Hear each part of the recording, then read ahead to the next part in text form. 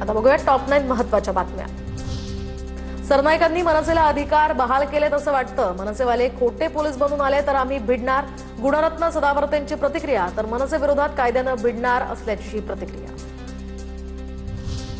पुणे महापालिकेच्या हद्दीत समाविष्ट झालेल्या 23 गावांसह संपूर्ण शहरातील झोपडपट्ट्यांचं जीपीएस सर्वेक्षण करण्याचा निर्णय।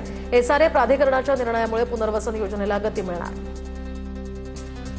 पुण्यातून वाराणसीसाठी धावणार पहिली अमृत भारत ही ट्रेन। तर रेल्वे मंत्री अश्विनी वैष्णव यांची रेल्वेला मंजुरी। वंदे भारत एक्सप्रेस सारखी दिसणारी रेल्वे बिना वातानुकूलित असल्यानं तिकीट दरही कमी असतील। केडीएमसी महासभेतील रिकाम्या सभागृहाचा व्हिडिओ व्हायरल। तर 80% नगरसेवक गायब। रिकाम्या खुर्च्यांसमोर जनतेच्या प्रश्नांचा पाढा। काही काळ महापौरही अनुपस्थित। उपमहापौरांकडून या ठिकाणी निर्णय, नागरिकांमध्ये नाराजी। महापालिका आयुक्त अश्विनी भिडे यांच्याकडून केईएम रुग्णालयातील विविध विभाग पुनर्विकास कामांना भेट देत आढावा। सीएसआर अंतर्गत मल्टीस्पेशालिटी रोबोटिक शस्त्रक्रियेची सुविधा उपलब्ध करून देण्यासाठी प्रयत्न करावे, आयुक्तांचे निर्देश। मुंबई कोस्टल रोड प्रकल्पाच्या खर्चात पुन्हा वाढ। आतापर्यंत 7व्यांदा वाढ।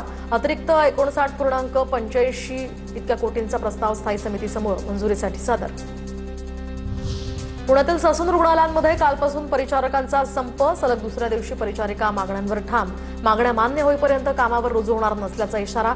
रुग्णालयाच्या यंत्रणेवर परिणाम होण्याची सुद्धा शक्यता। संत ज्ञानेश्वरांच्या पालखी स्थळाचा मुक्काम हलवण्याच्या हालचालींनंतर आता पुण्याचे महापौर आणि आयुक्तांकडून स्थळाची पाहणी। पालखी मुक्काम स्थळाच्या विकासासाठी 10 कोटींचा विशेष निधी मंजूर। मंदिराशेजारील दोन्ही बाजूची प्रॉपर्टी पालिका स्वखर्चाने विकत घेऊन पालखीसाठी देणार। टीव्ही9च्या रियालिटी चेकमध्ये डोंबिवलीतील रिक्षावाल्यांची मुजोरी समोर। तर जास्त पैशांचं भाडं मिळत नसल्यामुळे भाडं नाकारणाऱ्या रिक्षावाल्यांचा सुळसुळाट। 2 दिवसांपूर्वी 100 रिक्षा थांबवल्या। पित्याला मुलासह ताटकळत ठेवल्याचाही व्हिडिओ व्हायरल। आरटीओ आणि वाहतूक पोलिसांची कारवाई मात्र शून्य।